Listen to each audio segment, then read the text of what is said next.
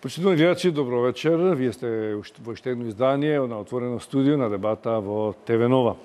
Македонија подолго време се наоѓа во политичка криза и не можејќи самата да се справи со неа побара помош од меѓународниот фактор. Она за што сакам денеска да разговарам со моите гости е дали тој меѓународен фактор сака да ни помогне и на кој начин може да ги направи тоа. Дали Македонија гледа како поединечна земја од регионот или пак решението што го нуди е севкупно и се однесува на регионот. На оваа тема ќе разговараме со моите гости, како што најавив, со господинот Страшо Ангеловски. Добро вечер, господин Ангеловски, во студиото на ТВ Нова. Со господинот Нано Ружин. Добро вечер. И туку што пристигна Оливер Андонов. Добро вечер. Пред да почнеме со дебатата, мислам дека е најдобро да направиме мини пауза од 30 на секунди со реклами, а потоа веднаш ќе почнеме да дебатираме.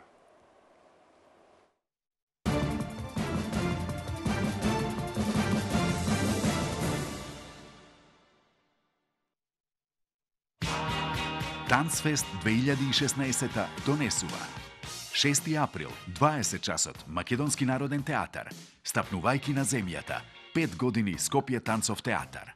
11 април, 20 часот, Македонски народен театар, Боите на танцот, со спектакуларниот национален балет од Измир, Турција. 15 април, 20 часот, Младински културен центар, Во духот на Бах и волшебниот свет на Скопје танцов театар. 17 април, 20 часот, Македонска опера и балет, поетска танцова трагедија со Ара компанијата од Латвија. 18 април, 20 часот, Младински културен центар, Руалите данс компани од Париз, Франција, со фокус на францускиот современ танц.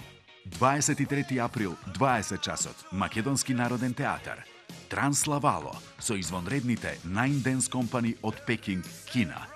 Да го поместиме духот на градот. Let's dance. Be different.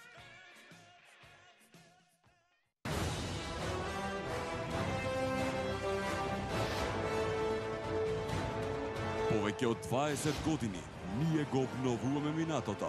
Ние ја градиме иднината. Трансмет.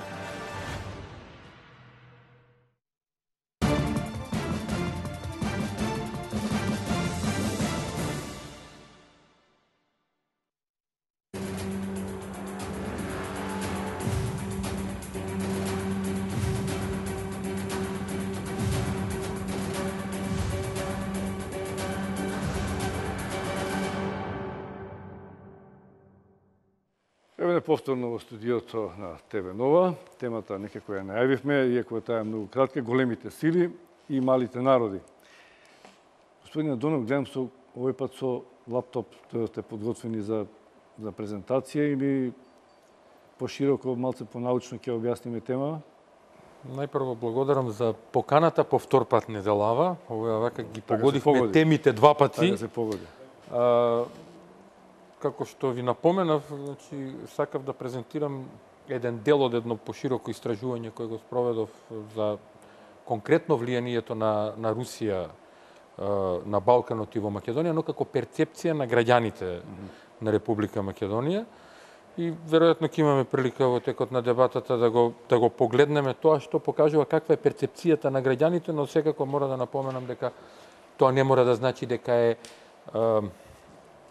реалноста во согледувањето на длабочината на реалната политичко-прагматична улога на Русија во регионот и во Македонија. Несомнено ќе говориме за Русија и за Соединените Американски држави, бидејќи ми се чини поимот големи сили најчесто се однесува на овие две земји, иако и Европската унија има значајна улога во тоа и за тоа би сакал да се осврнеме. Кога ќе зборуваме, мора да напоменам, во тој аспект треба да дефинираме неколку елементи. Тоа се три нивоа на моќ, односно на сила во меѓународните односи: суперсила, голема сила и регионална сила, наспроти кои стојат малите држави, кои секогаш се во дефанзива, така да кажеме, односно приматот на голема сила може да го преземат и поедини сојузи, како што е Европската унија. И што значи тоа во дефанзива малите држави? Тоа значи дека најчесто се зависни. од улогата на главните геополитички актери. На ниво на големи сили, на суперсили. Зависни економски, политички? Зависни во секој поглед. Зависни од нивните интереси кои ги спроведуваат во рамки на меѓународните односи. Меѓународниот систем. Ја токму за тоа сакам да говорим. Значи, дали малите земји, зависни од големите, се само пасивни кои што очекуваат решенија за проблемите што го имат и дали Македонија е сега во таква ситуација и чека решение од големите сили? Тоа е комплексно прашање и не зависи од генерализацијата, дали се работи за мала Грција или држава, Србија. туку зависи од тоа како е позиционирана, во кој регион од светот, кои се конкретните интереси на големите сили или суперсилите, во главном каква е распоредот на силите во однос на тоа дали постои некоја значајна регионална сила која тежне во тој регион и пред се од тоа дали таа мала држава е во состав на некој сојуз. Добро, на почеток мала воздржаност од Андонов околу одговорот на овие прашања. Господин Ружин, Македонија го брка 5 јуни како термин за изборите, како излезно решение од политичката криза во која подолго време се наоѓа. Тоа е Македонија, а НАТО алијансата го брка 7 и 8 месечини јули, последниот самит во Варшава, така? Тоа е кус период од само еден месец по изборите на Македонија. Некои веќе меѓународни аналитичари, посредници ги врзуваат овие два датума, дека по изборите на во Македонија, ако тие бидат фер-демократски, ако заврши секако што треба, дека на овој самит на НАТО во Варшава може да биде подарокот или наградата за Македонија и дека таа можеби на некој начин, ако не директна покана, дека ќе влезе во кругот на земји што ќе се доближат на НАТО, бидејќи Црна Гора веќе со една нога е таму, а целата 2015 година домакинот Полска говореше дека Македонија и Црна Гора треба на овој самит да бидат повикани. Дали премногу оптимистички, значи, но прво без имав разлика. една забелешка, значи ова сојузи, Европската унија не е сојуз, туку интеграција, што зборуваше колегата. Второ, се работи за актери на меѓународните односи кои што се присутни на овој простор и јас исто би го развил во една геополитичка перспектива. И трето би кажал дека освен големите сили тука е и Турција, па и Кина. А сега да одговорам на вашето прашање. Кога се размислува за влезот во НАТО, не се размислува во смисла, демек, може ќе се случи, па ќе влеземе, па може ќе се сврти нешто во светот и така натаму. НАТО вие како математика. Вие имате трасирано, ние сме во овој момент поблиску од Црна Гора во НАТО. Да ве подсетам на завршното комунике. На Македонија не и треба самит за да влезе во НАТО. Туку да го реши проблемот со Грција, околу името, но вториот проблем исто околу реформите, бидејќи тоа ќе биде сега втората голема пречка, која што за жал не се остваруваат. Така што, убеден сум дека Црна Гора можеби ќе добие, и тоа ќе биде пак еден нов преседан, бидејќи прв пат од проширувањето на алијансата само една држава би добила покана за членство. Се сеќавате, првите добија Чешка, Полска и Унгарија, па после дојде оној Биг Бен, кога групата Вилнус, 7 држави практично се здобија со членство, останаа Македонија, Хрватска и Албанија. Наследниот Хрватска и Албанија, ние исто останавме, што се вика, заради проблемот блокадите и така натаму на Грција. И конечно, меѓутоа, во завршното комунике тоа не пишува дека Грција не стопирала, туку пишува дека алијансата смета дека Македонија треба да го реши, да има добрососедски односи и да го реши спорот со Грција. Така што јас сум скептик дека Македонија ќе добие покана за членство во јули, бидејќи мислам дека меѓутоа може да го добиеме во август, разбирате? Доколку се реши проблемот со името. Тоа сепак е брзо, сакате да кажете. Август, септември, октомври, кога ќе ги решиме нашите домашни задачи и овој што е уште би рекол регионален проблем станува проблемот со името, бидејќи се да не зборуваме за геополитика, Македонија е дисконтинуитет територијален на членките на Алијансата и затоа мислам дека е многу краток периодот до јули, а освен тоа дневниот ред на Алијансата е веќе утврден и веќе се знае се однапред што ќе се случи, кои држави ќе бидат можеби повикани да добијат оној membership action план, значи акционен план за членство, дали тоа може да се случи и Украина да биде тема и Грузија и така натаму и така. Но меѓутоа за Македонија сум во овој момент со ова што ние го имаме голем скептик дека нешто позитивно ќе се случи. Господин Егеловски, говориме за Македонија, меѓутоа ми се чини дека земјите од регионов во окружувањето сите различно колебаат околу членството во НАТО, имајќи ги предвид овие сфери на влијание на големите сили.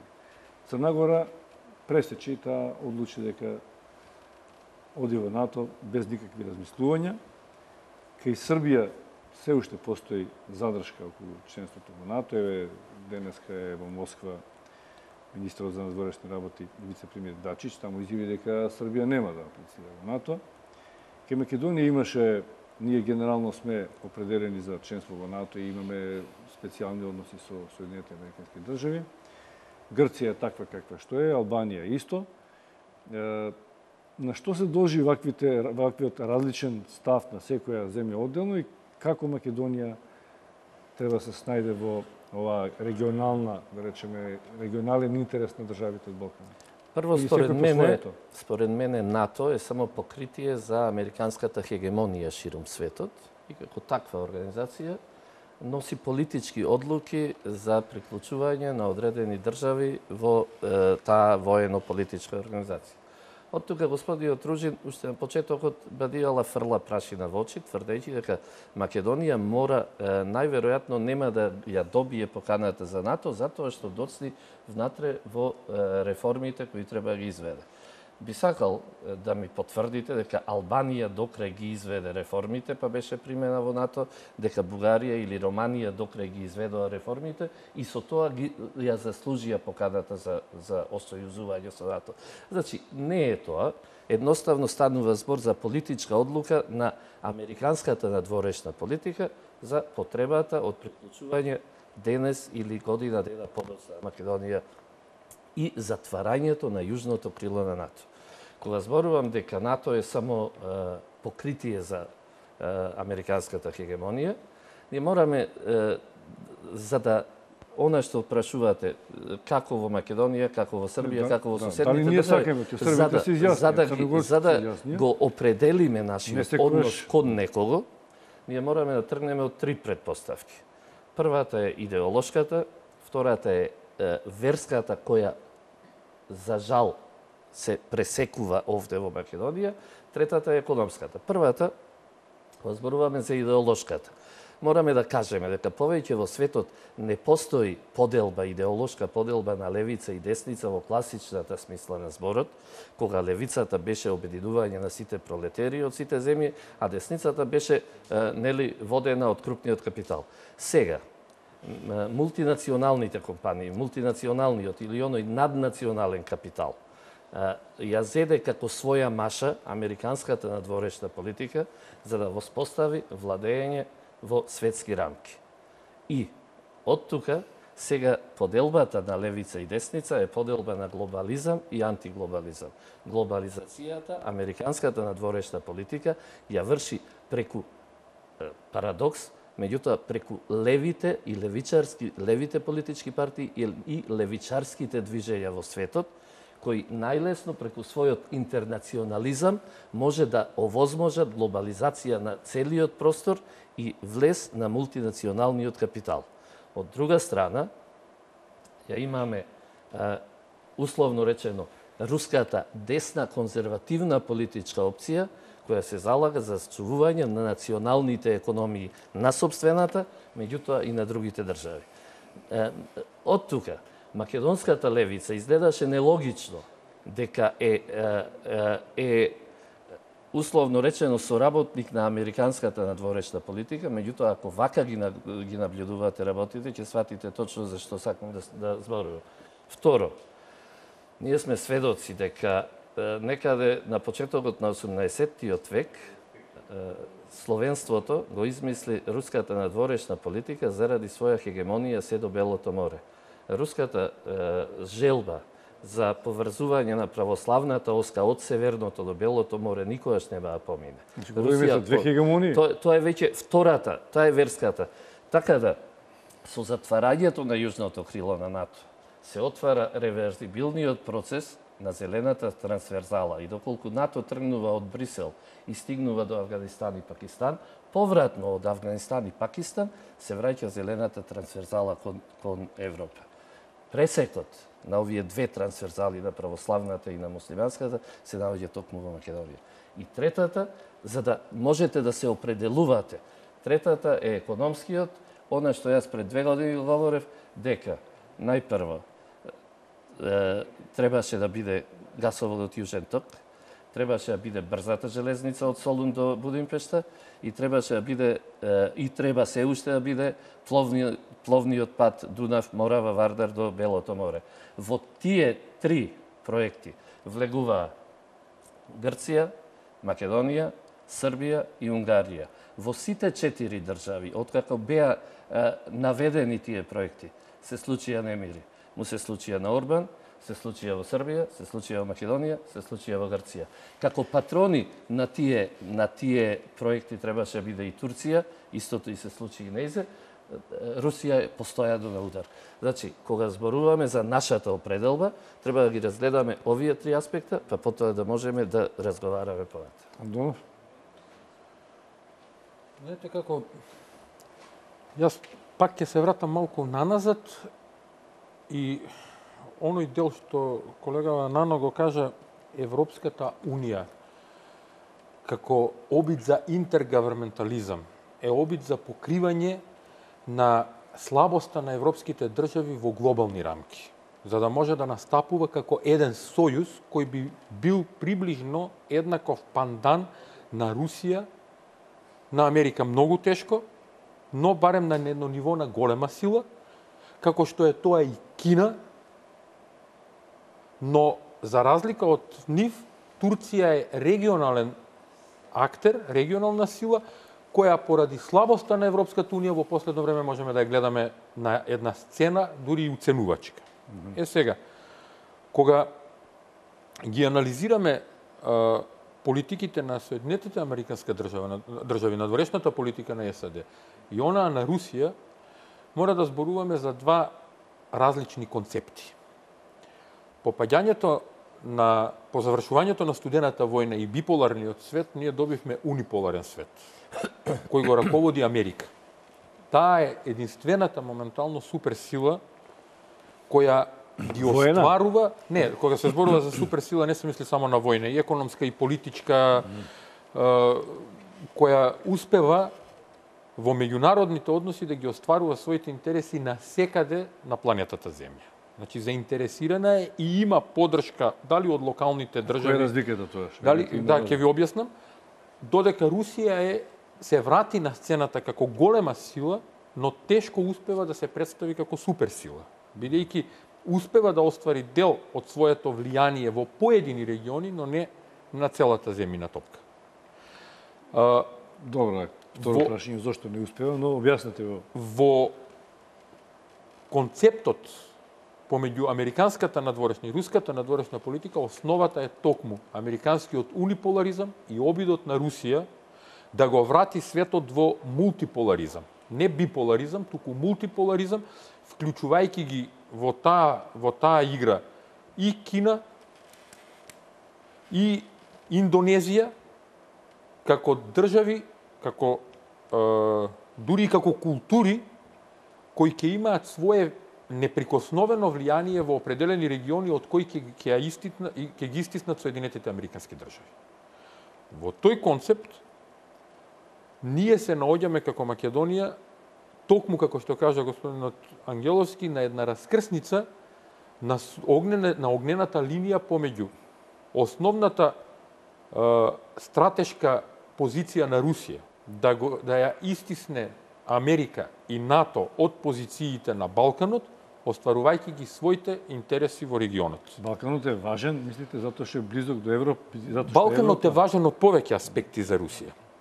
Едно од економските... Ако е за русите, значи и за американците. Да, секако. Едно од економските аспекти, второ од она што го дефинираме како излез на топло море за русите, второ, конекцијата со Блискиот исток, но во исто време важен е и за Америка. Од сличните интереси, од слични побуди и мотивации, но загрижувачки е каква е улогата на Европската унија. Ние мора да знаеме една едноставна вистина. Република Македонија се наоѓа во европскиот безбедносен простор. Таа не е исклучена. Ако може Европската унија во своите основни безбедносни сегменти да го абсолвира проблемот со Блискиот исток како интересна сфера, што останува за безбедносниот простор на Европа, на европската почва, во која дел е и Македонија, вклучително Косово, вклучително Босна и така натаму, тоа покажува слабост на Европската унија која не успеа да се наметне како глобален актер кој барем ќе биде на нивото на голема сила која ќе парира во однос на заштита на сопствените интереси. Да. Само да бидејќи бе спомнат, нели? Добро, да. Мислам од страшно не. Мислам ова тезава за трансферзалија ми е сосема погрешна, бидејќи денеска веќе никој не размислува така. Можеме да го повикаме на помош, например, Самуел Хантингтон. Може повеќе да зборуваме за нели се зборуваше за судир на цивилизации. Има еден проблем кај сите аналитичари од Балканот и политичари. Сите мислат дека нивната држава е центарот на Европа. И Македонија, во Србија, оде ќе ви кажат Србија, во Босна, Босна е. Меѓутоа, без да теоретизираме, каде се случија најголемите судири на Балканот? На кој простор? Во Босна. Ако веќе зборуваме за некој судир на цивилизации. Значи, тоа е првата теза. Втората теза, еднаш велите дека немало веќе левица и десница, а потоа велите дека левицата е она која што ги ширила американските интереси. Глобалистички интереси. Па, чекайте, па нели нема левица и десница? Нема во класичната смисла на зборот, разборувавме, значи. Па ние зборуваме за модерната смисла на зборот. Во модерна смисла постои како глобалистичко движење. Значи, она што треба да се согласам со ова дека протокот, овој коридорот долина Моравско-Вардарска до доле е еден многу битен елемент, меѓутоа заинтересираност постои од страна на Кина. Ние мора да, за да ја видиме, би рекол, малата слика, да анализираме Македонија, мора да видиме големата слика. Балкан. Од геополитички аспект има екстерна геополитика и интерна геополитика. Што ни вели екстерната геополитика? Екстерната геополитика ни вели дека прво, по крајот на студената војна, поранешна Југославија го загуби геополитичкото значење што го имаше за време на студената војна. 1991 година дури и стариот Џорџ Буш, нели татко му на овој председател што беше тамо некаде од 2000 јуниор, самиот кажа: ние сме за зачувување на Југославија и тие дури 92 година како Совет за безбедност го разгледуваа проблемот на Југославија. 92 веќе беа признаени Словенија и Хрватска од страна на неколку држави на Европската унија. Зашто? Затоа што настојува да ја сочуват Југославија, бидејќи го одработи она тампон зона, не дозволи Советскиот сојуз, подосна Русија, да излезе на топло море. Тоа е нели стара желба на Русија. Тампон зона не постои. Тампон зона веќе не постои. Меѓутоа се прошири она што го викаме сега, да не влегам многу во теории, Хертланд и Римланд. Римланд е еден простор кој што тоа се држави кои што имаат излез на море. Меѓутоа и простор кој што на известен начин е многу интересен за американците. Просторот се помести со членството на Бугарија и Романија и тие добија изворедно стратешко значење во очите и во интересите на американците, бидејќи на тој начин се излезе на Црното море. И денеска Црното море, знаете што се случи со Крим, со Украина, долу вие Турција. Значи, тоа е еден простор кој е многу интересен за Соединените американски држави, а во просторот Македонија, за сметка на тоа Македонија загуби од својата геополитичко значење, исто како што загубија и Хрватска, и Словенија и така натаму. Сега ќе ви дојдат некои геостратези и ќе кажат: ама тука е, не знам, коридорот поминува, па зелената трансверсала и така натаму. Сега треба современо да се размислува. Ние сме ослободени од тие притисоци на двете земји?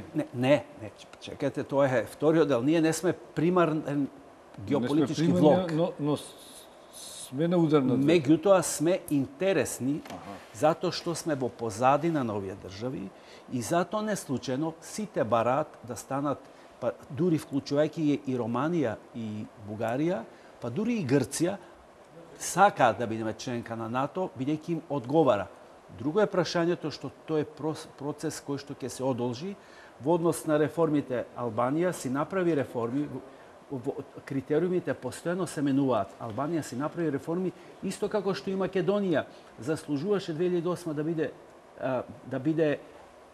да добие покана за членство. Меѓутоа, кризата во Македонија, особено тоа што се случува, каде што исчезна бројни вредности евроатлански се загрозени, Македонија оддалече од НАТО. Значи, Македонија никогаш не била толку далека од НАТО како што... Да се извинувам, што се евроатлански вредности? Евроатлански вредности се од демократија, од владење на правото, од слободен пазар, до слобода на медиумите, до имање на неисфрлење на пратеници од парламентот, на транспарентност, да нема страф меѓу народот, да нема криминал, корупција и така натаму. Тука се разликуваме во вредностите. Вредностите евроатлански... Не се тоа јас да ги измислам, тоа е напишано. Доколку за вас евроатланска вредност е она суштество од Австрија која минатата година победи на Евровизија, доколку таквите вредности се вистинските вредности во кои јас треба да ги вметнам моите деца. Јас ви благодарам за евроатланските вредности. Јас не споменав тоа се други видови на елементи кои што не влегуваат во оваа теза. Ја викам евроатлански вредности се, зашто не зборувате за медиуми? За кои медиуми да зборуваме? Сега не зборуваме за медиуми. За оние кои се определени во Соединетите држави, да речеме за едната или за другата опција. Значи, ако дозволувате, сакам да искоментирам. Професор колега Ванано го спомна. Да, и јас исто би сакал. Хантингтон само како една бегла информација за судирот на цивилизациите. Ајде само да не се задржиме на Хантингтон. Да, секако. Да биде академска расправа. Токму истиот тој Хантингтон кога зборува за судирот на цивилизациите, зборува и за православната врска, односно сегмент на руската политика кон Балканот. И незината блискост и во Бугарија, и во Србија, и во Грција, и во Романија. Зборува и за војната во Југославија. Зборува и за Кина како нов геополитички фактор и за синистичката култура која влијае. Зборува и за улогата на Турција, но зборува исто така и не смееме да го заборавиме тој елемент дека Русија има континуирана империјална политика и кон Балканот. Тампон зоната на Русија не е измислена сега. Таа тампон зона беше и во времето на Советскиот сојуз. Советскиот сојуз ги штитеше својата територија со земјите членки на Варшавскиот договор и со дел од неутралните земји. И на тој начин се штитеше од НАТО. Ова го зборувам во контекст на влијанијата во Украина. Украина е поделена земја. Токму затоа Русија презема такви активности во Крим. Сега не зборуваме за оправданието, ги коментираме како случки, како геополитички случувања. Значи е факт дека Југославија не постои, Советскиот сојуз не постои, така, и тенденциите на двете земји да ги воспостават старите империалистички цели кои што ги имале и САД и Русија. Со времена форма, бидејќи, например, русите одат со енергенсите, со нивните нели коридори и така натаму. Јас би сакал само накратко на господинот Ружин да му објаснам, бидејќи така премногу ноншалантно околу зелената трансверзала размислувате. Јас само накратко со неколку податоци. 1988 година во Джеда во Саудиска Арабија се одржа седница состанок на исламските држави на кој е донесена програма за исламизација на Европа. 1995 година, после подпишаниот договор на Милошевиќ и Туџман, американската администрација му се закани на Туџман за поделба на Босна, му се закани на Туџман итно да го повлече подписот заради, цитирам, историска средба на исламот и католицизмот. 2010 или 2011 тогашниот министер за надворешни работа на Турција, а денешен премиер Давутоглу, во Сараево изјави дека примарна цел на надворешната политика на Турција ќе биде возобнова на отоманските вредности на Балканот. Не отоманизам. И од тука, дозволете, постои најава дека 35 милиони бегалци муслимани можно е да поминат преку територијата на Балканот за да влезат во Европа. Значи, не можеме туку така да ги разгледуваме овие работи. Вие се плашите или мислам ги мразите муслиманите? Јас не се плашам од никого. Јас значи на тривијално се само што немаше таква изјава, не дојде до тоа. Јас само зборувам дека е можно исламот 35 милиони бегалци со исламска вероисповест да поминат преку оваа територија. Тоа е демографски фактор на стабилноста, секако. Кој?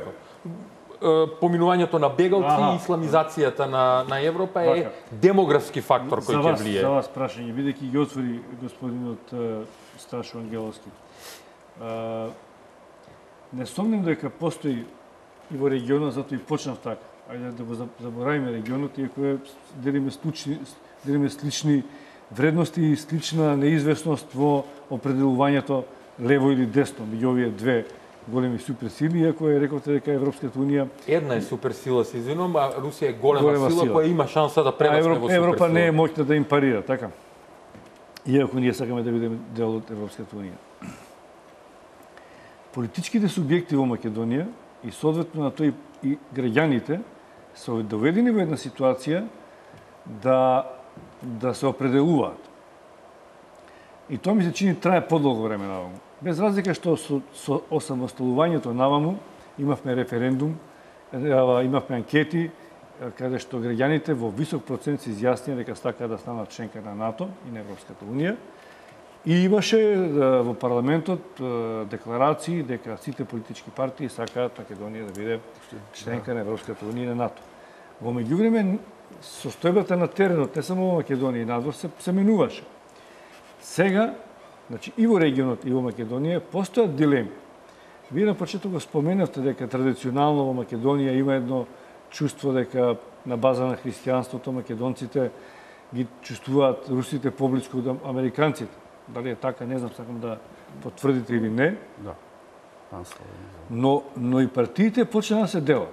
И во изјавите на Страшо Ангеловски имаше една тенденција дека вредностите на евроатлантските вредности се такви што вие не би сакале да партиципирате во тоа. Значи, вие веќе се определувате дека НАТО вам со тие вредности не ви значи ништо. Можете историски или како рековте на почетокот, повеќе да го гледаме како политичка прагма која се спроведува на Балканот од страна на, да кажеме, Соединетите Американски држави, односно репрезентот на Соединетите Американски држави, дека јас не сум воопшто убеден дека политиката на Соединетите Американски држави е токму таква.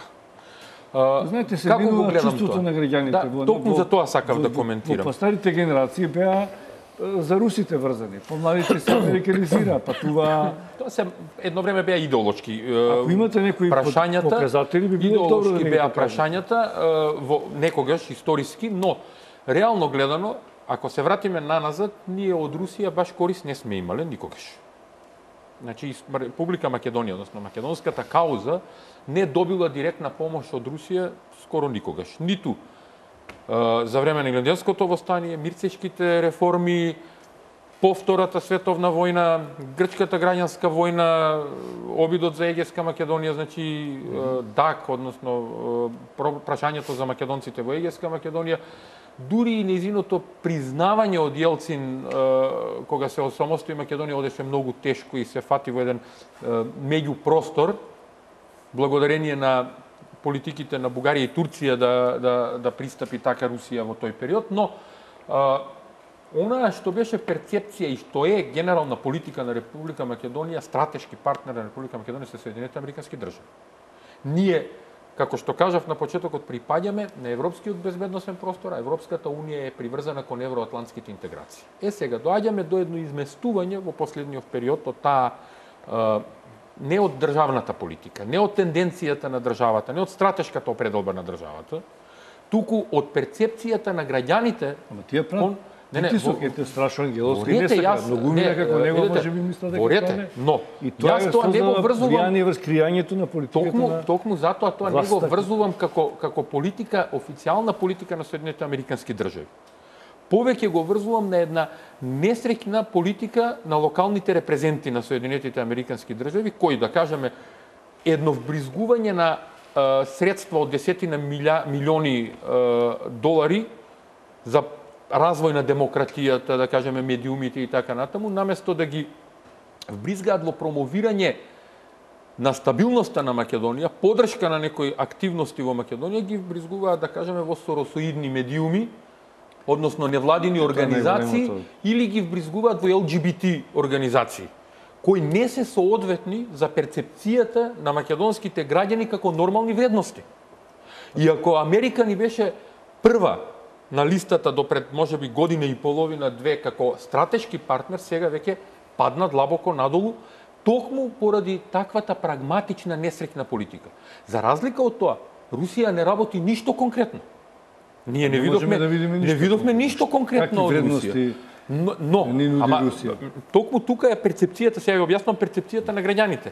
Значи, од истражувањето кое го направив, дојдов до еден таков заклучок, бидејќи Русија не правејќи ништо. Ја идеализираме Русија, затоа што не ја познаваме. Не правејќи ништо, буквално седи од страна и гледа како паѓа рейтингот на Соединетите американски држави преку несреќната практична политика во Македонија конкретно, па и на Балканот, и незиниот рейтинг расте. Па не е ни во Грција, можеме да добро прифатена Америка, иако колку направи, да речеме, грците не сака да слушна за... Токму тоа е причината која се случува. Вие мора да знаете дека традиционални општества се непрекинат сојузник на Русија.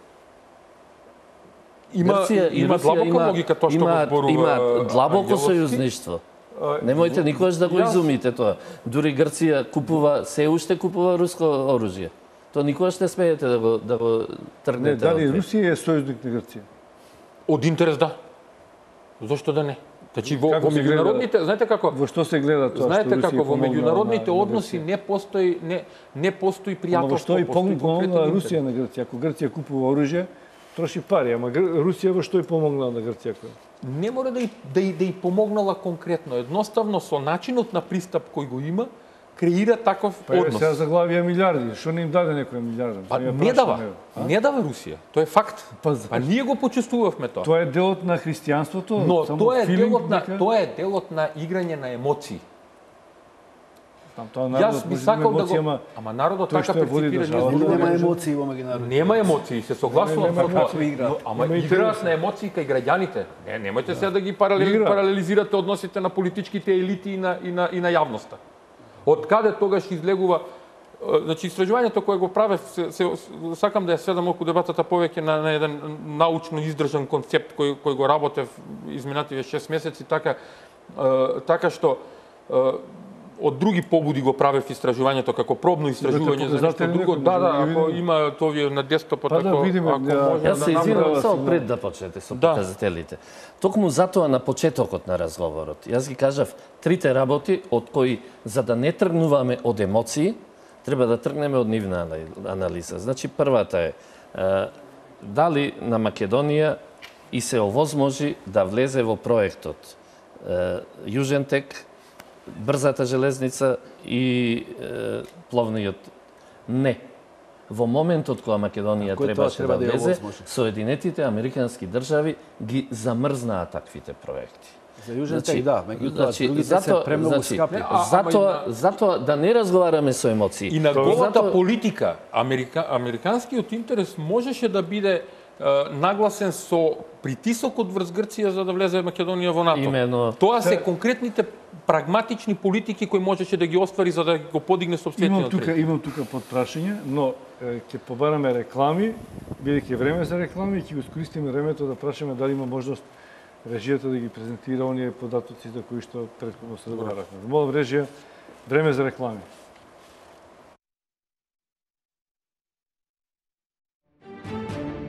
За политичката состојба во земјава, изборите закажани за 5 јуни, како и за бизнис релациите и италијанските инвестиции во Македонија. Разговараме во ексклузивното интервју за телевизија Нова со италијанскиот амбасадор во земјава Ернесто Белели. Гледајте не.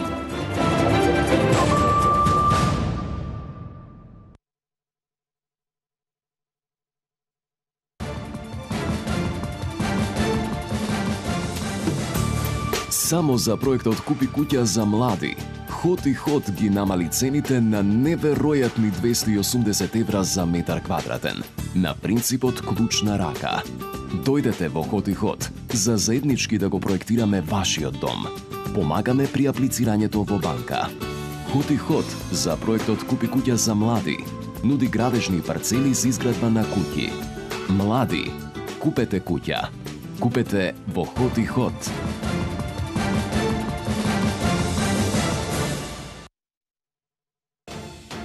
Боми 10 логистик, транспорт, шпедиција, царинско складирање, 24/7 локална царина, царински магазини во Скопје и Куманово, 180 милиони километри искуство, ефикасно, сигурно и навремено. Боми 10 логистик.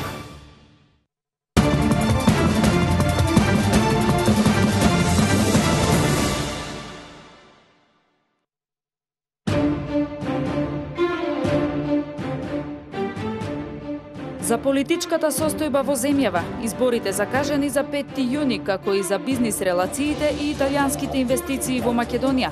Разговараме во ексклузивното интервју за телевизија Нова со италијанскиот амбасадор во земјава Ернесто Белели. Гледајте не.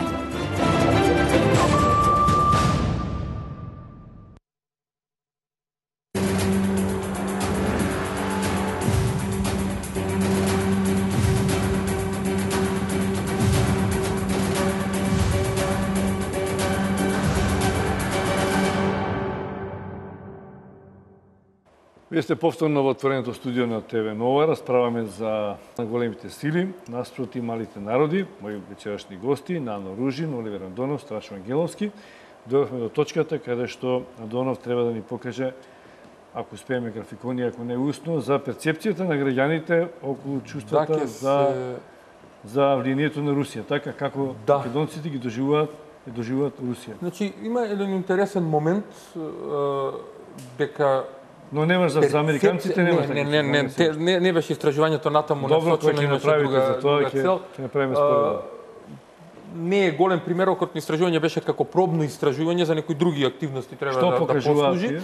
Но она што можеме да го забележиме е дека 85% од граѓаните во Република Македонија сметаат дека е присутна Русија на Балканот. Присутна е во целост е присутна на Балканот, односно од различни мотивации. Например, дека е присутна во сите полиња и во сите држави, но најмногу дека интензивно во некои држави на Балканот присуствува, а во согласно со она што го напоменав на почетокот како перцепција на руската стратегија за истиснување на Соединетите Американски држави и НАТО од Балканот, само како оспорување на САД и на нивните интереси на Балканот многу мал процентот е 10%. За разлика од ова, другото прашање кое го перципираме, само момент да го... Има старостна структура во испитаниците? Не, има и старостна структура, има и религиозна структура, која во македонскиот случај е доста соодветна со етничката структура, но јас тие варијабли не ги сите употребив во ова што сакам да го прикажам.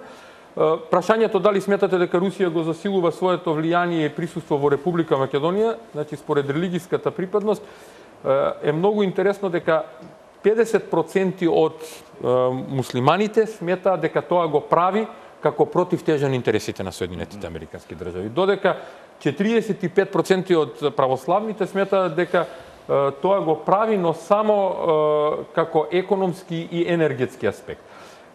Напоменувам уште еднаш, за мене е исклучително интересно дека граѓаните на Република Македонија добија перцепција дека Русија силно присуствува во регионот. Но, таа перцепција може да биде и погрешна. Зошто? Затоа што, како што реков, немаме конкретни теренски показатели дека Русија вложува нити енергетски, нити економски во Република Македонија. Ниту па дека прагматично действува против интересите на Соединетите Американски држави. Но од друга страна имаме конкретен пример каде што Соединетите Американски држави вложуваат средства во Република Македонија, но вложувајќи ги на погрешен начин, токму и помагаат на Русија да дојде во една нагорна линија по однос на перцепцијата на граѓаните. И ова е опасна состојба која може да врши притисок врз преку создавањето на јавното мислење, да врши притисок врз креирањето на политиките. Прашање за двајцата, мислам дека по фасата на Геловски има реплика на вашите истражувања, но прво сакам контра да ги прашам. Бидејќи Нандо Ружин е генерално поголем застапник на проамериканската политика на Балканот и во Македонија, сепак како познавач и професор, гледајќи објективно на влијанието на двете земји во регионот,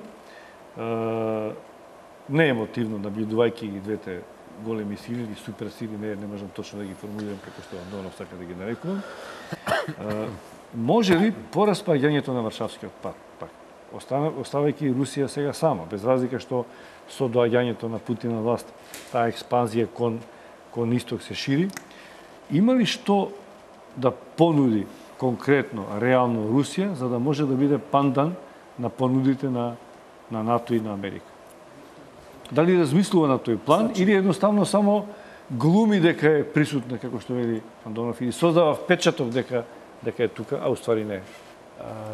Блокадата која што ја заведоа западните сојузници кон Русија ја покажа незината слаба точка, односно незиниот најголем адут, тоа е извозот на земен газ и имаше проект, нели, Јужниот ток, па да поминуван, па дури се одржа, мислам, од 2007 година во Загреб, оној познат состанок на балканско-руско економско пријателство и така натаму, кој што чија цел беше Русија да може преку територијата на Балканот да излезе со овие газоводи кон западот. Зошто е интересно, бидејќи јас само почнав пред малку, американците нели се заинтересирани беа заинтересирани за Југославија кога таа се распадна.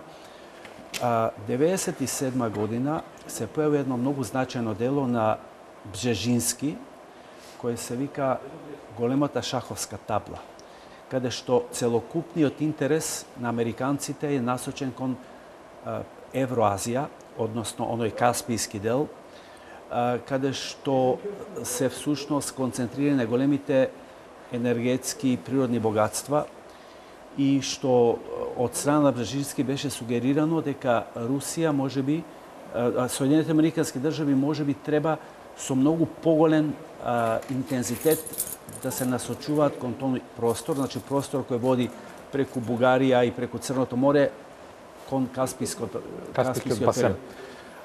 Она што е битно е дека кога се случи Балканот, кога се случи Косово 99-та на интервенцијата, тогашниот американски амбасадор во НАТО Роберт Хантер, кој што иначе имав прилика да го запознам, самиот кажа вратата на Евроазија почнува некаде на Балканот, некаде Косово и тој дел бидејќи нашиот интерес, ние сме насочени кон тој Каспијски дел. Така што американците од 99-та година почна да дават многу поголем интерес на таа геополитичка позиција. После крајот на студената војна, значи, геополитички Балканот падна, Југославија падна, меѓутоа одеднаш од 99-та и 2000-те веќе Балканот е интересен.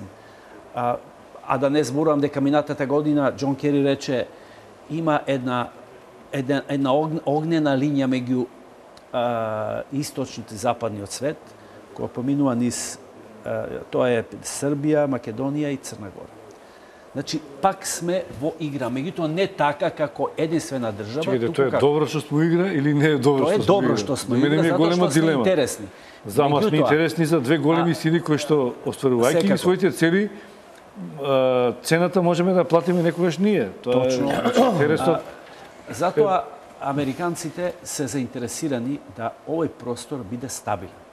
Бидејќи тие знаат дека имаат одредено големо влијание, секој вид на меѓуетнички, знаат дека меѓуетничките односи се мекиот стомак на Балканот и пред на Македонија, и затоа со толку големо внимание бдеат на тоа. Не би се согласил со фактот дека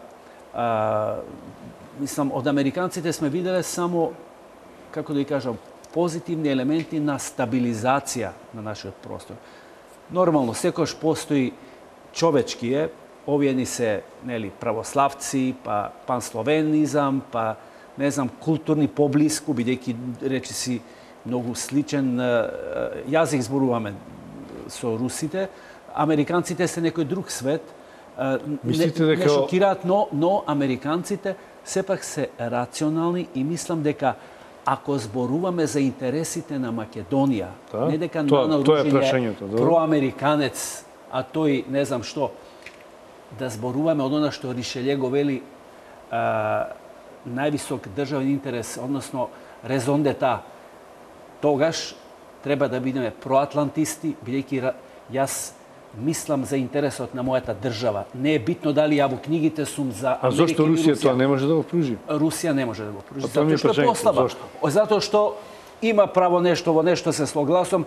Живееме во светот на унилатерализмот. Што е унилатерализам? Америка е унилатерална, бидејќи почна да действува вон согласноста на Советот за безбедност, имаш интервенција во Ирак, на Косово и така натаму. Советот за безбедност ја блокираше, но таа се оглуши од тоа. Тоа е унилатерализам, таа е суперсила, таа тоа може да си го дозволи. Меѓутоа, американците сватија дека после овие интервенции губат во популарноста, особено во арапскиот свет. И тие почна да прават една нова политика, наречена soft power, или политика на додворување. Значи, не е само hard power, не е само оружјето. Туку дај, и Турција има soft power, турските серии се soft power. Значи, го шират популаризмот на американскиот начин на живот, на американските вредности, на евроатлантските вредности. Некои вредности можеби не се блиски на нашиот менталитет, како што вели Страшо. Меѓутоа, нема од тоа да правиме закон, се знае кои се главните вредности, не братални, слобода. Јас ви благодарам што ви кажавте. И само слобода. Ви благодарам што ви кажавте, сам. Трета работа, сега Македонија се наоѓа во една позиција кога треба се да се направи, независно од политичките афинитети, независно дали американците сега стоеле за довој, па со росоиди по глупости. Го гледаме интересот на државата, гледате малку подалеку, не дали се со ВМРО или се против ВМРО. Го гледаме интересот на спомна политичките партии, господин Нано, мислам, јас спомнав за Соросоиди, спомнав од аспект на тоа... Добро. Дозволете, иначе не е интересно ако нема полемика. Да, не можеме да се согласиме. Јас имам моје мислење. Значи, гледате го... Тоа е демократија, држете си го вашето мислење. А што е националниот интерес? Територијалниот интегритет и суверенитет. Тоа е лекција број 1. Што е национален интерес? Очувување територијалниот суверенитет и интегритет. После тоа иде добро благосостојба на Тоа го народот. обезбедува според вас НАТО и Америка, така? Тоа може да ни го Првата лекција од национален интерес е биолошки опстанок на нацијата. Ние како ќе направите биолошки опстанок ако територија ќе исполемизираме во втора за друга. Нема. Ако немате куќа, џабе ви е биолошки. Господин Ружин, конечно сами ги кажавте вистинските вредности на НАТО и на не сме тука политика да продаваме. Ги кажавме Ирак, Косово.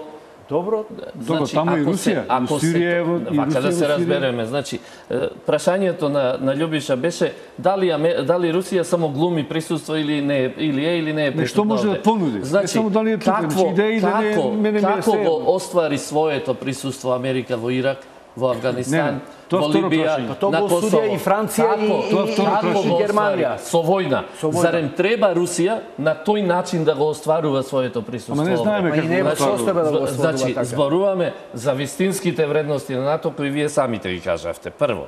Второ, јас не зборувам за Соединетите Американски држави како држава, ниту за американскиот народ. Јас на почетокот реков дека мултинационалниот капитал ја користи американската надворешна политика заради остварување на своите цели. И многу е интересно да се следат Берни Сандерс и Доналд Трамп, кои може би можат да ја вратат Америка назад од рацете на мултинационалниот капитал. Берни Сандерс оди со социјализмот, оној од скандинавски тип, Доналд Трамп оди со онаа конзервативна реторика која може да ги врати вистинските идеолошки разлики меѓу републиканците и демократите и да и помогнат на Америка да излезе од канџите на мултинационалниот капитал, кој не ги гледа ниту интересите на Америка, туку само своите, а американската надворешна политика ја користи за Ангелски за нашите интереси. Значи, кога сме ставени како елити или како граѓани, не мора како елити, не сте ни председател на партија, сте граѓани кои што не ги сака вредностите за кои што не е Нано Ружин, него тие се евроатлантските вредности, слободна економија, пазарна економија. Да не ги мешаме работите. Да не ги мешаме работите. Кој како ги доживува? Значи, едно е слобода на пазар, демократија. Која не зависи тоа не зависи од НАТО. Така, не зависи од нешто друго. Но сега да не бидам погрешно разбран, немаме ние анти-НАТО став овде. Значи, тоа е стратешки, за мене е тоа... Имаме или немаме? Значи, јас не зборувам, немам анти-НАТО став, туку имам став за зачувување на македонските национални и државни интереси. Ако се покажа дека 2001-та НАТО работеше против интересите на македонскиот народ, тогаш зашто ние понатаму зборуваме? Како може да работи кога НАТО испрати луѓе? 2001-та, господине Ружин, имаме податоци, имаме факти, имаме снимки дека НАТО силите доставуваа оружје на албанските терористи во северозападните делови на Македонија. Ако е тоа за вас стабилизација на државата, ако е тоа интересот на македонскиот народ, дозволете, значи, доколку интересите на албанското малцинство и на големо албанската идеја се поклопуваат со интересите на НАТО, врети албанските политички партии да се животно заинтересирани за влезот во НАТО. Знаете зашто ме прашувам? Да. Затоа што Андоно говореше за промашување. Не промашување, вие говорите за 2001. Во историјата на Македонија не е само 2001. Ако Русија исто така не помогнала во историјата на Македонија, што правиме тогаш? Барабар се на кантарот на оние земји што не направиле. Па токму тоа е трагедијата на малите држави.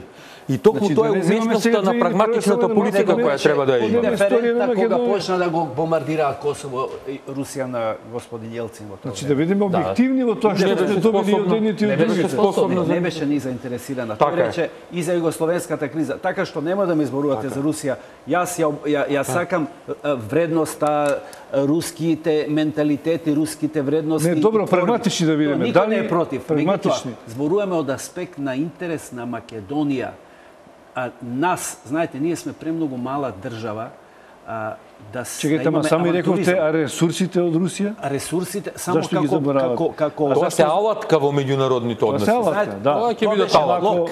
Ако цела Европа зависи од Русија и да речеме Европа, таква каква што е, таа можеби воено-политички е зависна од Соединетите Американски држави, ама економски се гледа дека често се работува со Русија. особено Германија. Ама тоа е оној дел што можеме да го... дело дека знаеме потребно. Американците се лутат на тоа нема никакви Тоа можеме да го споиме со оној дел што го викаме land power и sea power. Значи, Европа е расцепена во тој аспект, затоа и покажува слабост. Ако една Велика Британија е склона кон оној дел што се нарекува sea power и е поголема поддршка со Америка да биде и во економска соработка, тоа на Германија не ја одговара. Но во исто... Инаку, токму на денешен ден, еве сега, како еден мал куриозитет, е роден Ото фон Бисмарк. Човекот кој зборувал точно за Балканот, човекот кој под пруска власт ги обедини германските држави. А на 4 април е денот на НАТО, да ви кажам. Кој говореше за Балканот како за еден од центрите кој оној кој ќе го владее, ќе има моќта. И од тука можеме да зборуваме, ако сакате, и за руско-турските војни кои токму се одвиваат за влијание на Балканот. И денес, не случајно, е руско-турското заладување на односите. Токму заради обидот на Турција да ги возобнови отоманските вредности и желбата на Русија да ги возобнови или да ги сочи православните односи. Значи, мора да размислувате малку, а не само како папагали, НАТО, пак НАТО, пак НАТО. Значи, не, ама не, ние знаете како сега една работа мора да ни биде позитивна. Прво да ти кажам, кој сака да владе, знаете што вели Брежински? Само да светска сила треба да владее со светското срце, со светскиот хертланд. Тоа е Евроазија. Кој што владе со Евроазија, тој владе со светот. И тука се судира тоа што вели land power и sea power, односно Хертланд и Римланд. Хертланд е Русија, дел од Источна Европа на времето, и Кина. И најголемиот страв беше 49-та кога тој Евроазија се спои идеолошки, бидејќи нели кинеската револуција и така натаму. И сега одеднаш Римландот, тоа се значи оној простор кој што е појасот меѓу светското срце или Хертландот и морињата, кај што се sea power. И сите тие сили, значи тоа е постојана една битка и денеска тој Римланд се шири, например со Украина, со поделбата на Украина, практично Римландот се привлече кон руските граници. И тука сега настанува напнатоста, а ова со Турција мислам дека се работи повеќе за инцидентни работи, мислам дека ќе се смират. Да, ќе се смират, но следната криза која Америка ќе ја инициира, баш се толку сигурни ради интересот на Блискиот Исток ќе има. Да, има и судир. Следната криза која ќе ја инициира ќе биде Индија. Еве, можеме после неколку години повторно да се најдеме овде, да разговараме. Значи, следниот обид за растурање на држава ќе биде Индија, која е многу податлива заради својата конституција која што има, а за да влезе во мекиот стомак на Кина и од тука и на Русија. Тоа ќе биде следната авантура на американската надворешна политика. Имаше различни написи, кој Македонија ја спречува да стане членка на НАТО, каде што тргнала, без разлика на вашите или моите противења НАТО. Ако е таа генералната политика, ние таму сме тргнале, веројатно некој ќе стигнеме. Ако не спречуваат, не говорам за самите НАТО, него ако не спречуваат, оние од надвор.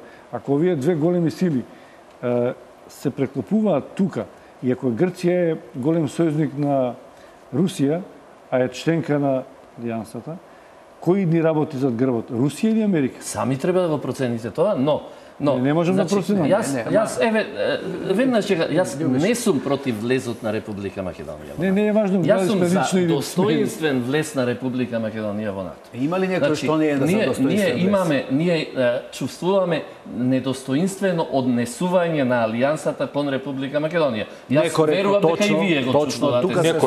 И сето тоа создава отпор кај македонските граѓани заради односот на алијансата која ја остави на вистина Македонија предолго во некоја чекална. Република Македонија ги исполни сите услови кои како воено-политичка организација НАТО ги постави. Реформите во медиумите, реформите во избирачкиот список не се оние најбитните за наше учество. Ние имавме 17 мапа кои ги реализиравме во потполност и тоа е малку тоа е веќе дегутантно да зборуваме дека сега имаме 18 или 19 мап кои треба да го реализираме по однос на партнерство за мир за да влеземе во НАТО. Значи, пак ќе се вратам на она што претходно го веќе кажа.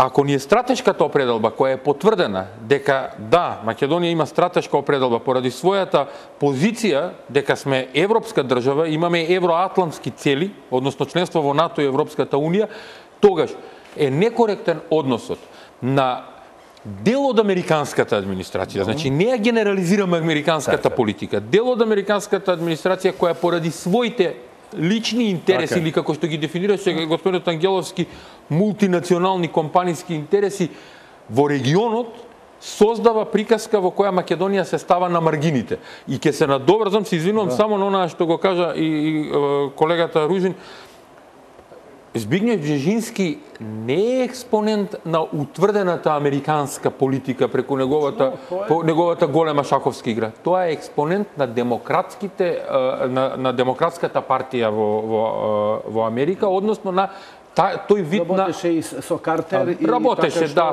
заедно со Кисинџер работеа со Картер, но доколку го гледате Бугајски во неговите настапи, ние мора јавно да кажеме, бидејќи тој јавно излезе и преку неговата книга за рускиот империализам на Балканот и преку неговите настапи во меѓународните конференции кои се на научна основа сакаше да ги заснова, а беше уствари промоција на политики на дел од демократите во Соединетите Американски држави, каде што зборува за корумпираност на сите влади на Балканот, вклучително и Грција и Бугарија, а како резултат на наводно руското давање пари, што е тотална измислица, и каде што јавно не сакаше човекот да признае... Зошто мислите дека е измислица? Па мислам дека е измислица. Не верувам дека Русија ги корумпира сите влади на Балканот. Тоа е малку, знаете како, тоа е паушална изјава. Исто како... Па може и Америка ги корумпира. Значи сега малите... Не, знаете како сега, не. Поминати се тие време. Така, да ја завршам мислата која сакам да ја кажам до крај, како бидејќи ова ми е изворна информација од една конференција во која со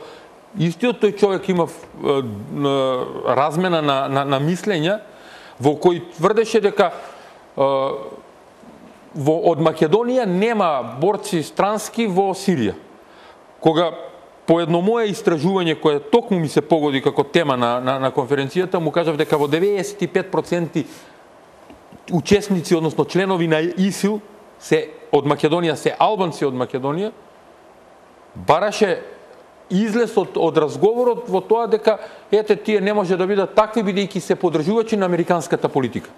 Тоа е тој судир на интерес кој се појавува на Балканот преку локални играчи за мултинационални принципиелно ми е прашањето. Компаниски ако официјално Македонија тргнала да биде членка на НАТО, а Русија не го сака тоа бидејќи има свој влијание, сака да има свое влијание, нема да направи ништо, кои алатки ќе ги користи, зошто би го дозволила тоа? Видете сега. Русија прво нема моќ. Дали Грција нема моќ да спречи прашањето за името е едно. Ајде вака да погледаме, само да завршам, страшно се извинувам. Само еден податок. Да го одговорам ова. Само еден податок во полза на вашето. Дали знаете дека 6 мина затвореници од Гвантанамо, најрадикалните, Америка ги врати во Босна и Херцеговина и денес се наоѓаат таму. Значи, како податок кој многу зборува за некој... Ова што Љубиша го праша. Русија не е моќна да го спречи тоа. Ако сакаме да бидеме блиски до Русија, веројатно Америка ќе правеше нешто за да го спречи тоа. Ако сакаме да... логиката на... Значи, ако сакаме да правиме малку конструкција во анализата, па да го пуштиме мозокот послободно да размислува, да се ставаме на едната или другата страна во овој аспект, ние можеме да кажеме дека Русија има интерес и Црна Гора, и Србија, и Македонија да бидат членки на НАТО.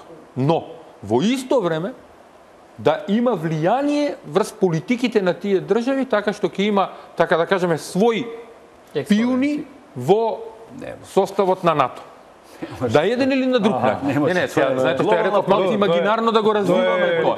Тоа е глобална политика. Јас само сакам да кажам дека Америка отворено... А не може да го спречи тоа, не може да ги спречи. Процесот за идење во НАТО Русија не може да го спречи. Тоа е неизводлива работа.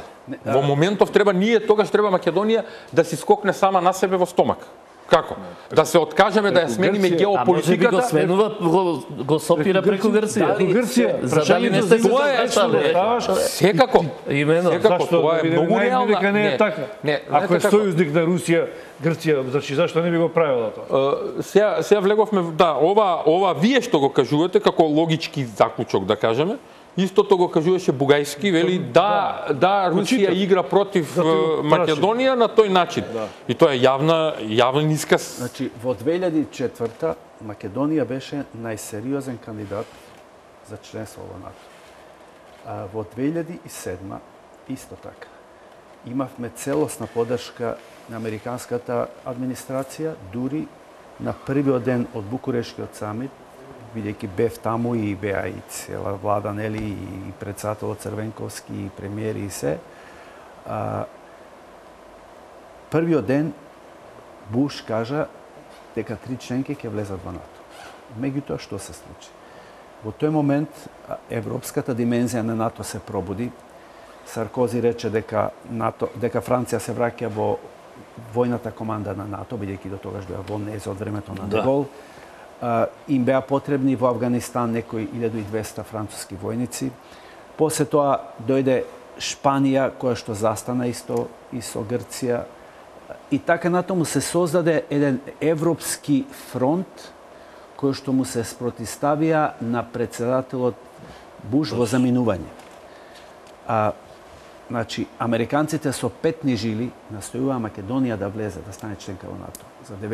За 2001 година американците ја раководеа кризата. Немој да ги мешате. Може би имало некои инструктори по приватна основа. Тоа е големо биле создаваат да ги решаваат кризите.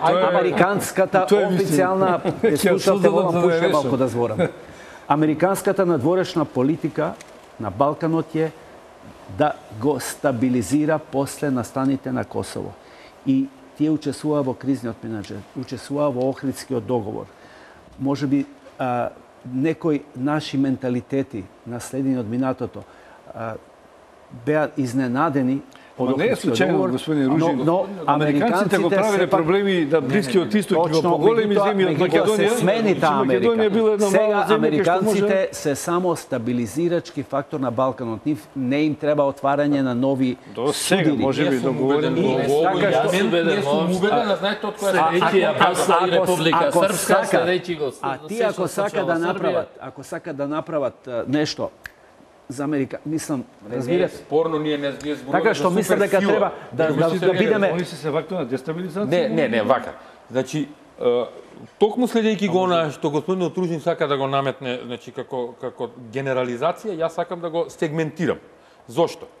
Ако можеше Буш да ја подржи силно Македонија на Букурештанскиот самит за влез во НАТО и да Грција биде приморана да стави вето, а потоа во Загреб на промоцијата на приемот на новите членки во НАТО да се склучи стратешко партнерство на САД со Македонија како субститут на влезот во НАТО. Тоа беше конкретен позитивен чекор на Соединетите Американски држави за стабилизација на регионот.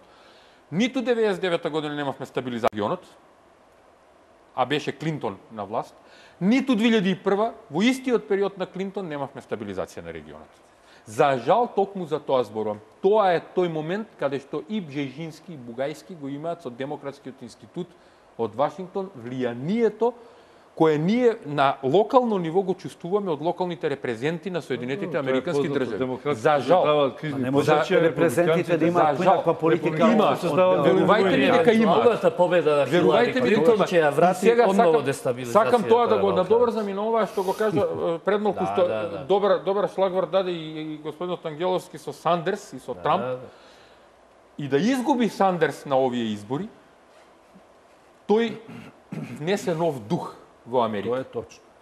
И младата генерација која на следните избори токму ќе биде таа која ќе биде носител на изборите во Америка, ќе обезбеди еден нов дух на Америка и нова насока на низината политика. Рече самиот некни на интервју дека може ако ги промаши овие избори, ама така што мене ми е жал, да. И Обама кога доаѓаше на власт првиот мандат, требаше да направи општи симпатии на Балканот поседува Сандерс, меѓутоа Donald Trump може би некој кој што така некој Он е конзервативист. Тежо конзервативист. Но во секој случај Америка има шанси да тргне во добра насока. Да биде добра за нас, нели?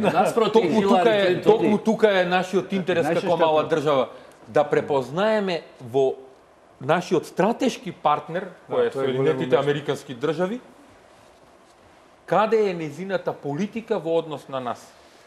Ќе направиме мала пауза, па се враќаме. Само уште едно. Америка реклама 30 секунди, господин Ружин, па се враќаме, бидејќи времето ни доаѓа при крајот, па мораме уште ова тура реклами да ги направиме.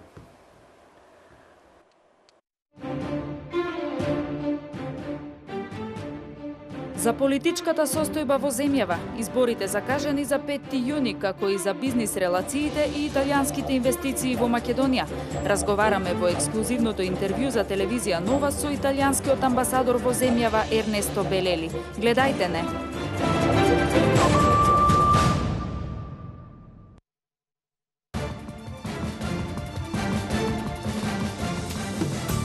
Само за проектот Купи куќа за млади, Ход и Ход ги намали цените на неверојатни 280 евра за метар квадратен, на принципот клучна рака.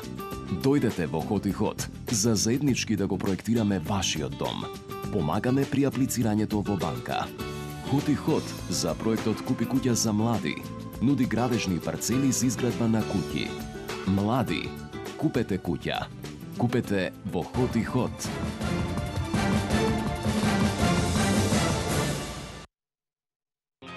Кога треба да се помогне, луѓето во Македонија секогаш имаат отворена врата. Сега е време да помогнете да се создаде веродостоен избирачки список. Отворете ја вратата за тимот на Државната изборна комисија, која е тука само за проверка на податоците. Со малку од вашето време, заеднички градиме избирачки список во кој сите ќе имаме доверба.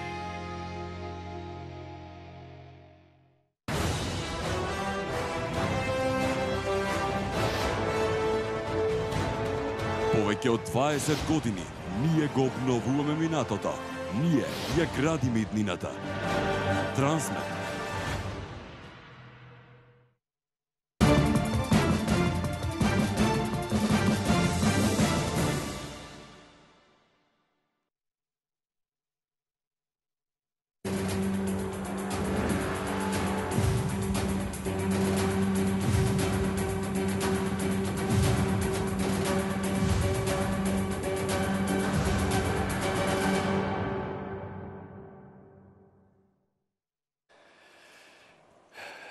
Дебатата трае додека одат рекламите. Имаме уште малку, мислам, доволно време да заокружиме на некој начин. Андоно, вие добро рекоте, значи малите држави треба да погодат точно што треба да направат за да се најдат во ова сфери на влијание меѓу двете сили, тоа е еден чекор, и вториот, ако го одбрале тоа да биде една од тие земја, тоа е САД и НАТО, да се однесуваат на начин на кој што ќе им се доближат. Но вие не правевте истражување, може би е добро како поттик за перцепцијата на македонците кон американците. Кој би направиле тоа такво истражување, каква е перцепцијата на албанците во Македонија кон Америка, не знам до какви сознанија ќе дојдете, меѓутоа 100% се чини дека ќе бидат, дека ги доживуваат како пријатели. Ја тука би ја поврел и со Ангеловски дилемата околу достоинственото влегување на Македонија во НАТО. Под референца или само подуставно? Зошто дефинитивно само подуставно? Не само тоа. Зошто не знаеме ние, ако сме одбрали дека Америка е наш партнер, да се однесуваме на начин на кој што нашите сограѓани албанците се доближиле до Америка и тие мислиме дека прават се за нив. Прво вака, кој одбрал Америка да биде наш стратешки партнер? Не, политички елити кои во моментот кога се носела таа одлука биле на чело на државата. Па истите се сега. Не е тоа одлука на народот. Не е тоа референдумски изразена волја на овој народ за наше, видете, тоа е премногу државната стратешка политика, не можеме референдум да носиме. Тоа е на друг начин се конципираат тие кој тврди дека е тоа наша определба, стратешка определба на македонскиот народ. Зашто Тоа е определба определба на политичките елити, за да се ги зачуваат собствените позиции во Република Македонија. Инаку, и ако дали 45-тата беше определба на Република Македонија да стапи во сојуз со останатите југословенски држави и да се најде во... После 45 години го ревидиравме тоа како неуспешно и непотребно за Република Македонија. Од тука, значи дека и доколку сега го имаме како стратешки, може би после 5 или 10 години ќе сватиме сите дека нормално ако има промени во геополитиката. Во геополитичката промените во геополитичките ќе доведат до некои поинакви односи и ситуации. И на крај ќе завршам со само една реченица. Значи, доколку зборуваме за односите Америка и Русија, тогаш можеме да ги карактеризираме вака, како судир на цивилизацијата на доларот со цивилизацијата на моралот. А вие се определете кој каде спаѓа. Без право на реплика, бидејќи немаме време. Антоно? Знаете, определувањето на стратешките интереси на државата зависи од многу аспекти, меѓу кои во какво окружување се работиме. Историското искуство, која регионална сила е најблиска, како во моментов, бидејќи имаме една суперсила, како таа влие во регионот, и едноставно нема потреба од правење референдуми, тоа не е референдумско прашање, креирањето на надворешната политика и на стратешката политика на државата не е прашање кое се поставува на референдум, туку е прашање кое го носат елитите политички, односно би требало по правило собранието на Република Македонија да ја креира таа политика, а владата да ја изврши. Сега, ние кога веќе сме се определиле за таа политика и која очигледно веќе 25 години не е променлива во овие констелации во Европа, на Балканот, па и во светот, мораме да забрзаме. Не можеме да ја напуштиме туку така и сега да кажеме одеднаш е Русија. И Русија и Кина се далеко од нас. Америка е малку подалеку од Русија. Да, но нашиот интерес е сепак евроатлантските интеграции, а следењето на политиката на Соединетите Американски држави како суперсила е вештина на секојдневното однесување, но секако дека она што го кажав, стојам позади тоа, дека на Македонија секогаш понаклонети била републиканците и политиката на американската надворешна политика која тие ја спроведува. Било да е мека сила или тврда сила, кон Македонија имале вообичајно мека сила. Значи, евроатлантизмот се двата големи принципи утврдени и изгласани и од страна на левицата и десницата, условно кажано, и ВМРО и СДСМ од 90-те години наваму. Во функција на тие две цели, кои што се највисоки вредносни цели и национални интереси на државата, е токму ова што се размислуваме во насока на партнерство, во насока на поддршка од страна на Соединетите Американски држави. Секако, уметност е во дипломатијата да задржите добри односи и со Русија. Значи, не треба, како за време на комунизмот, ако сум со Америка, не сум со Русија. Напротив, да искористиме тоа што е позитивно и во руските позиции, руските интереси, бизнисот си го прави и така натаму. А инаку, интересот на, како што реков пред малку, на една држава, особено на малите држави, е утврден уште од многу поодамна, неколку векови, и со тоа почнува новата ера на дипломатијата од времето на Ришелје. А тоа е територијалниот интегритет и суверенитет, целината на државата. А после може да зборуваме и за другите аспекти, вклучувајќи ги имињата, знамињата и такви работи. Прво е да обстанеме политички, независни, да бидеме држава со одредена благостојба и со одреден статус на Балканот. Благодарам што бевте гостин во дебатата на ТВ Нова. Вам, почитувани гледачи, благодарам за вниманието. Довидување и пријатно.